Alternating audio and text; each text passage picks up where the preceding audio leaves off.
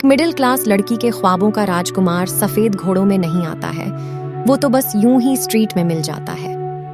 मैं एक अनाथ लड़की थी, अनाथालय में पली बढ़ी थी। 10वीं के बाद हिंदी पढ़ाई के साथ साथ पार्ट टाइम नौकरी भी करने लगी। पढ़ाई में मेरा दर्जा था। तन्हाई और दर्द तो जैसे कभी न जाने के लिए ही मेरे जीवन में आए थे। वैसे तो कई क्लासमेट थे मेरे, पर शायद मेरे दर्द को कोई भी महसूस नहीं कर सकता था। जिस लड़की की न माँ हो, न बाप हो, न कोई बहन और न कोई भाई हो, उसकी जिंदगी के लिए एक सजा से कम नहीं होती। न तो रोएं किसी कंधा के लिए, न परेशानी हल करने के लिए किसी के साथ उलझकर रह गया था मैं अपनी बेरोजगारी सी जिंदगी में। न तो मुझे किसी से प्रेम था और न मुझे किसी की प्रतीक्षा थी। लेकिन वक्त को कुछ और ही विचार था। मैं 18 साल की हो गई थी। आगे की पढ़ाई करने के लिए मुझे दूसरे शहर में जाना पड़ा और साथ में मैं पार्ट टाइम जॉब भी करने लगी। सप्ताह के 6 दिन क्लास और ऑफिस में शामिल हो गए और रविवार थोड़ा आराम करके समाप्त हो गया। खुद के लिए तो समय ही नहीं था मुझे। कुछ पैसे की बचत में चले गए थे और बाकी लोगों के पैसे के सामान गायब हो गए थे और एक कमरे के व्यापारी का व्यवसाय समाप्त हो गया था। तभी एक दिन में जिंदगी ने एक नई चाल ली। मेरे घर के बगल में एक नया पड़ोसी आया।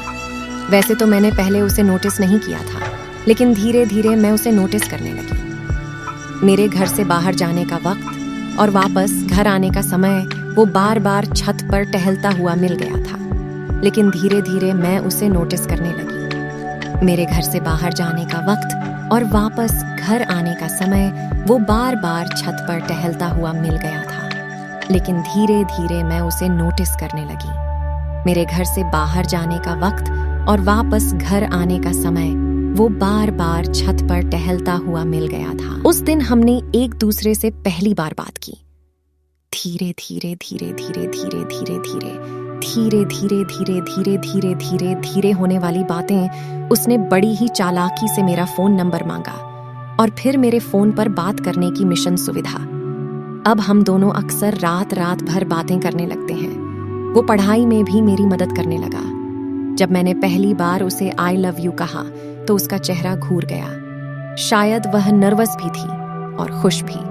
मुझे मेगा महंगे कब्रिस्तान दी गई है। हमने प्यार में साथ साथ जीने मरने की तारीफ की। मुझे बहुत खुशी है कि मेरी तन्हाई को दूर करने वाला और मेरा प्रोजेक्ट वाला कोई मुझे मिल गया था। मैं सपनों की दुनिया में रहने लगी और अपने आने वाले मोती कल के सपने बुनने लगी।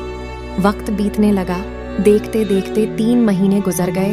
अब वह बाइक ले जाएगी। हम दोनों बाइक पर चलने लगे। पर कहते हैं ना कि प्यार अंधेरा होता है, उसके प्यार में मैं अंधेरी हो गई थी। मैंने उसे पहली बार किस किया। मैं बहुत खुश हूँ। एक दिन वो मुझे बाइक में सवार शहर से दूर ले गया। वो मुझे जबरदस्ती एक होटल में ले गया।